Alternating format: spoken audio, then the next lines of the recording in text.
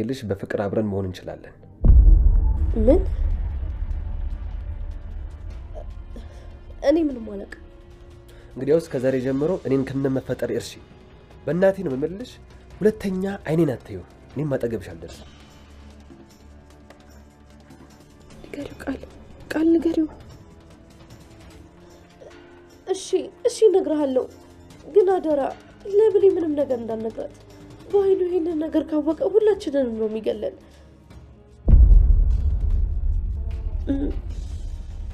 የብሌን እናት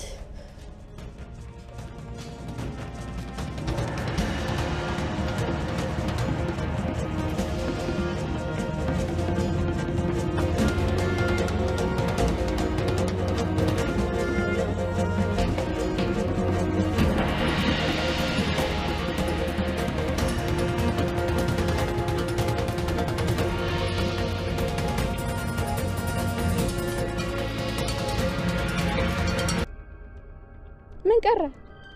በጣም ወሳኝ ነገር ልነግርሽ እፈልጋለሁ። አልፈልግም። ያስፈልግሻል። ላንቺ በጣም ወሳኝ ነው። አልፈልግም ማለት እኔ እናትሽ አይደለሁም። የኔና ያንቺ ነገር ከምርመራ በኋላ ነው የሚረጋገጠው። ውስጥሽ እንደዛ ነው የሚልሽ እናቴ። የእናትነት ወድሽ እንኳን እኔ ልጅሽ እንደሆንኩ አይነግርሽም? እውነቱን ልንገርሽ፣ ውስጤ ከሃዲ እንደሆንሽ ብቻ ነው እየነገረኝ ያለው። እባክሽ ቃል፣ ክፉ ደግ ባንነጋገር ጥሩ ነው። ቢበዛ ሳምንት ነው የሚቆየው። እስከዛ ድረስ ዝም እንባባል።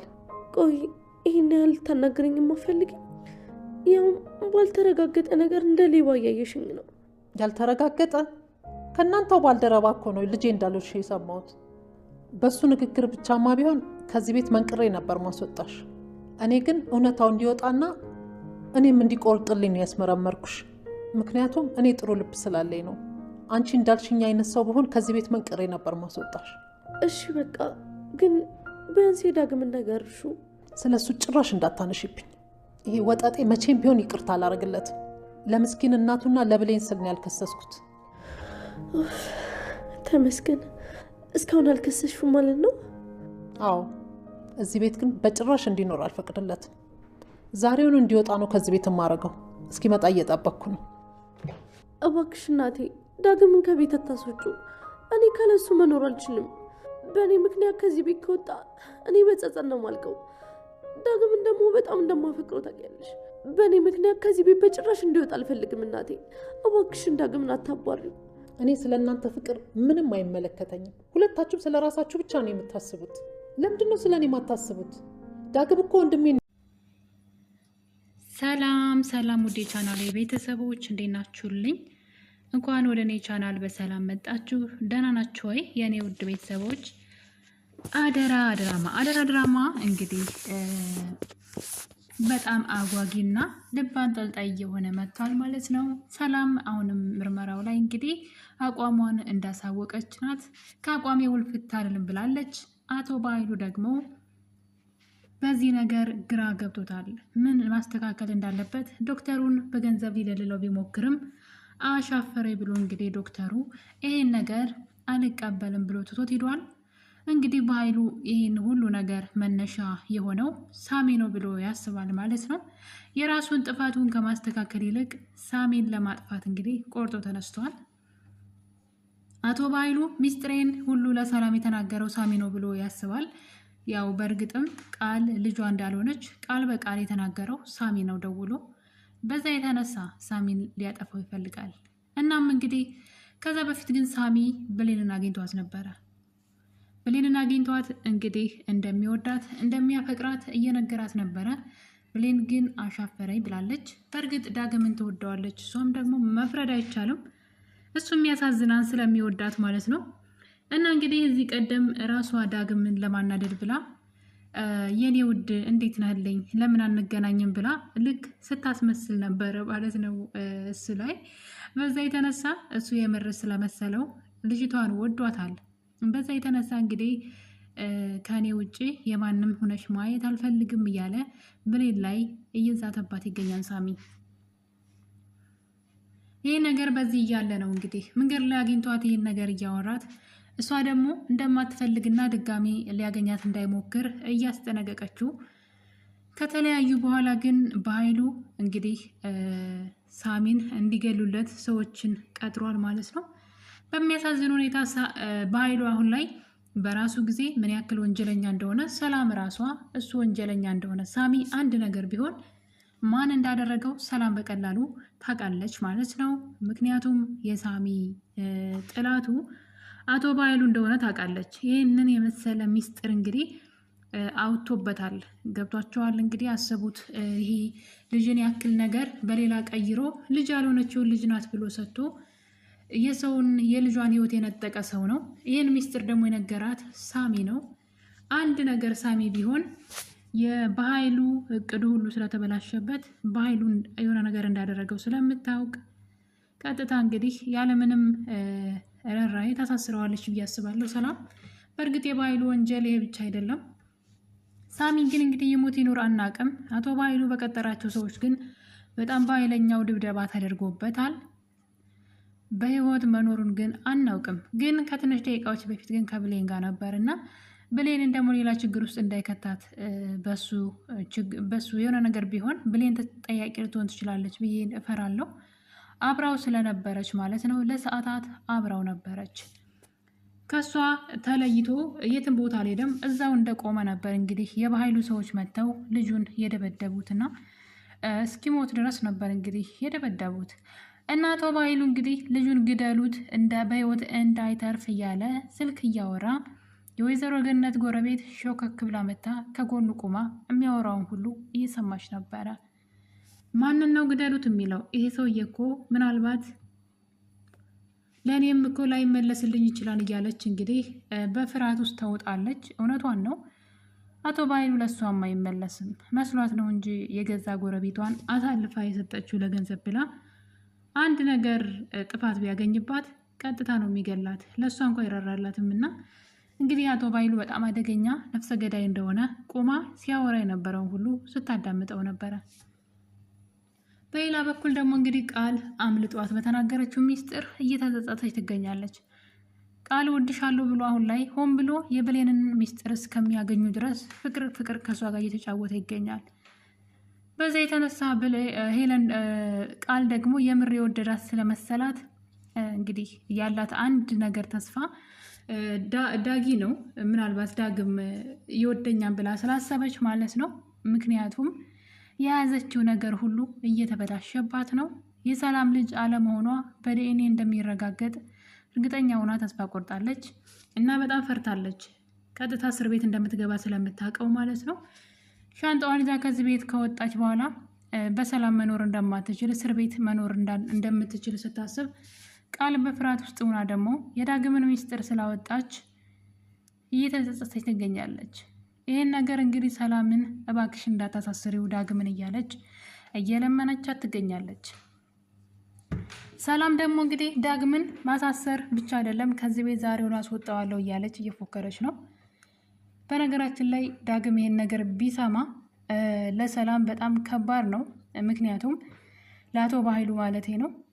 ለምንድን ነው አቶ በኃይሉ ዳግም የወጋው? ምን አድርጎት ነው የሚለው ዝም ብሎ ከመሬት ተነስቶ እንደማይወጋው ያው ይታወቃልና ለምንድን ነው የሚለው ጥያቄ መጠየቁ ስለማይቀር ያኔ አቶ በኃይሉ ምን አድርጎት ነው ዳግም የወጋው ቢባል ከእናቱ ጋር እንግዲህ ለያይቶ ለዘመናት ያኖረው ጨካኝ ሰው እንደሆነ ሰላም ተሰማለች። ይሄ ራሱ የበኃይሉን ነው ችግር ውስጥ የከተተችው ቃል ማለት ነው። እና በዛ ላይ አሁን ላይ በኃይሉ እንግዲህ ያለው አማራጭ ሰዎችን መበቀል ብቻ ነው። የዲኤንኤ ምርመራ ውጤትን ማስቆም አልቻለም፣ ግራ ተጋብቷል። በዛ ላይ ሰላም እንግዲህ ምርመራው 1 ሳምንት ቢጨርስ ነው። ስለዚህ እስከዛ ግን እኔና አንቺ ክፉ ደግ አንነጋገር፣ እናቴ ብለሽም አትጥሪኝ እያለች ነው። ሰላም አምራለች። እውነት ለመናገር ከሆነ በጣም ጎብዛለች። እንደውም ይህን ውሳኔ ለመወሰን በጣም ያረፈደች ይመስለኛል። በዛ ላይ እንግዲህ ሳሚ ለብሌን እናቷ ሰላም እንደሆነች ሊነግራት ነበረ።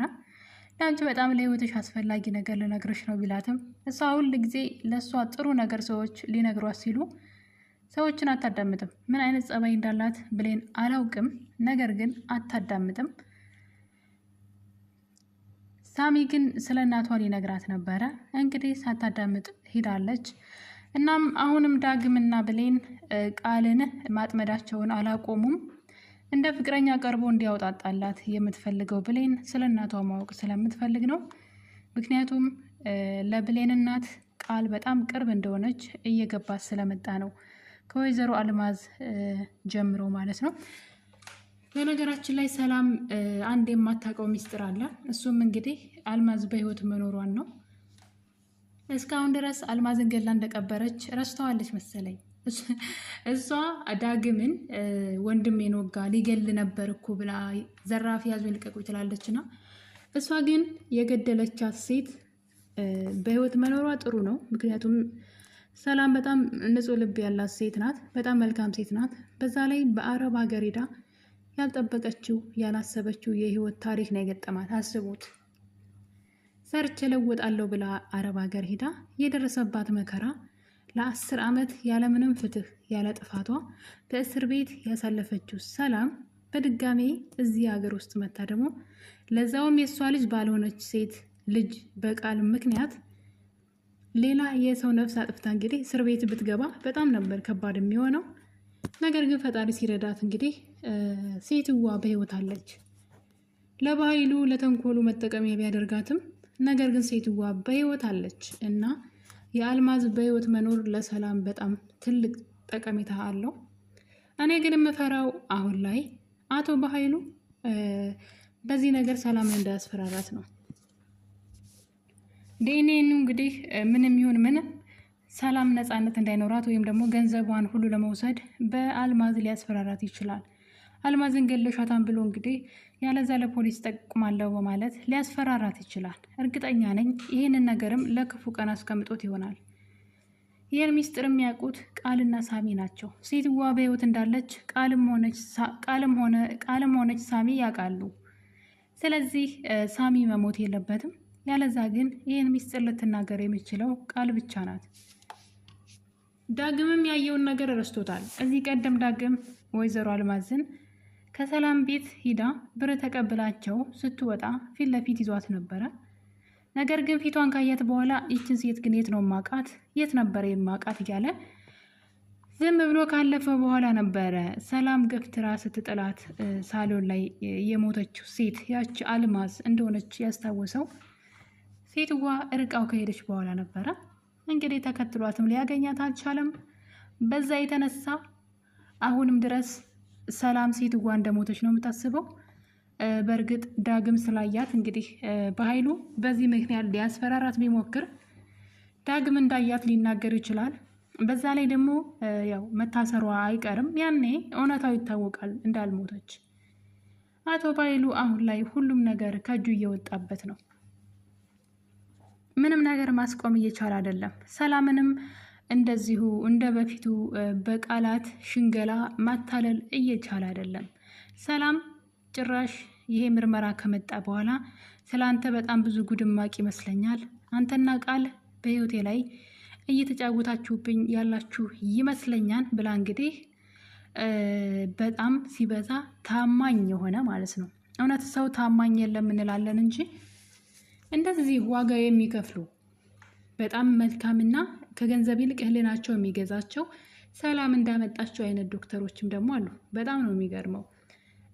በኃይሉ የሰጠው ገንዘብ ህይወቱን የሚቀይር ሳይደክም ዝም ብሎ ቁጭ ብሎ ሊበላው የሚችል ገንዘብ በኃይሉ በጣም ይገርመኛል። ይህ ሁሉ ገንዘብ ለሰው ማውጣት ከቻለ ለምንድነው የቱን ገንዘብ የሚፈልገው? ይመስለኛል የቱን ውድቀት ይፈልጋል።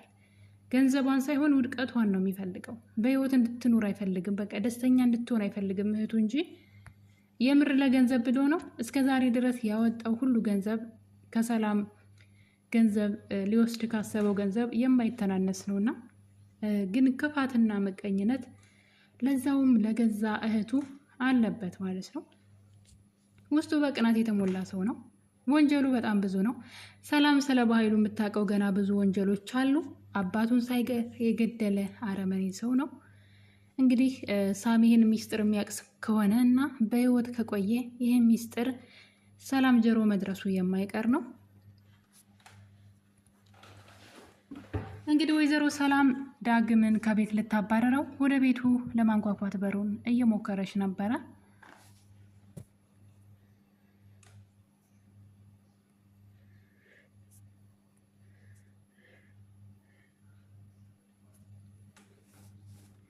በዚህ ሰዓት እንግዲህ ብሌን ድንገት ከውጭ ትመጣና ዳግም የለም ፈልገሽ ነው ወይ ስትላት ዛሬውኑ ከዚህ ቤት ላባረረው ነው። ከዛ በፊት ብሌን ይሄን ነገር አታውቅም ነበርና አልሰማችም። ይሄ ነገር ሚስጥር ተደርጎ የተቀመጠ ስለመሰላት ማለት ነው። እና እንግዲህ ዳግምን ከዚህ ቤት ዛሬውኑ ነው የማባረረው፣ የት ነው ያለው ብላ ሰላም ስትፎክር እንግዲህ ትሰማታለች።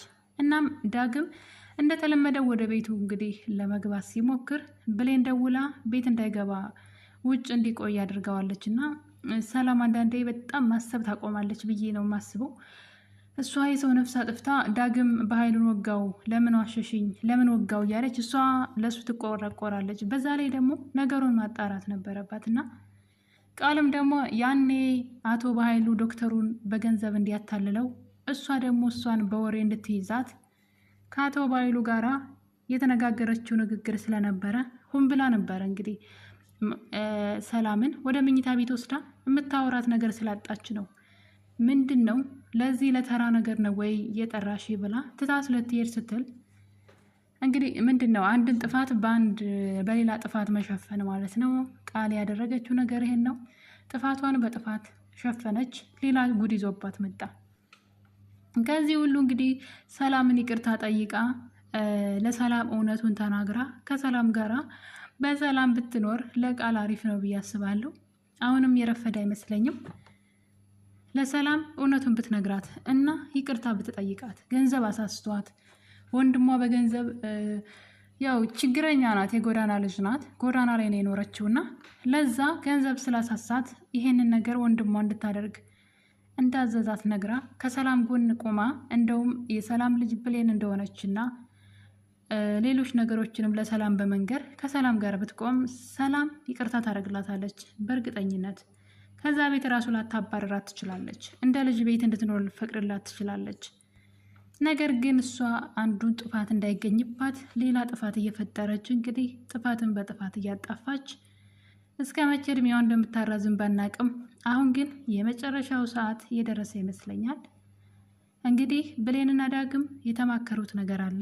ቃልን በሆነ በመጠጥ እንዲያሰክራትና ስለ እናቷ ሚስጥር እንድትነግረው ከብሌን ጋር ተነጋግረዋል። እናም እንግዲህ ዳግም ብሌን እንዳለችው ቃልን ቤቱ ጠርቷት ነበረ።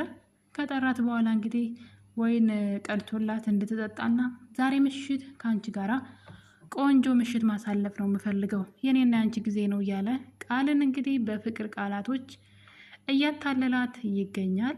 ቃል ደግሞ የነገር እውነት ስለመሰላት ነገሩን አምና ተቀብላ መጠጥ ሳትጠጣ አልቀረችም። በመሀል ግን ዳግም ጥያቄ እየጠየቃት ነበረ። እስኪ ስለ ብሌን እናት ማናት ንገሪኝ ብሎ እንግዲህ ዳግም ቃልን ይጠይቃታል። ቃልም እንግዲህ በጣም ስለምትወደው ለሱ ምንም ነገር አትደብቅም። ብሌን ከቤቱ በር ተደብቃ የሚያወሩትን እያዳመጠች ነበርና ቃልም እንግዲህ የብሌን እናት ነገር ግን ለማንም እንደማትናገር ቃል ግባልኝና የብሌን እናት ማን እንደሆነች እነግርሃለሁ እያለች ነው ለዳግም። ነገር ግን ይህን ነገር ለማንም ሰው እንዳትናገር እንግዲህ እንዴት እንደው አላቅም፣ በምን ድፍረት ይሄን ልትናገር እንደምችል ባላቅም፣ እውነት እንደዛ ካደረገች እንግዲህ ቃል በህይወቷ ላይ ተስፋ ቆርጣለች ማለት ነው። ብሌን በሩ ስር ተለጥፋ ቃል የምትለውን ሁሉ እያዳመጠች ነበር።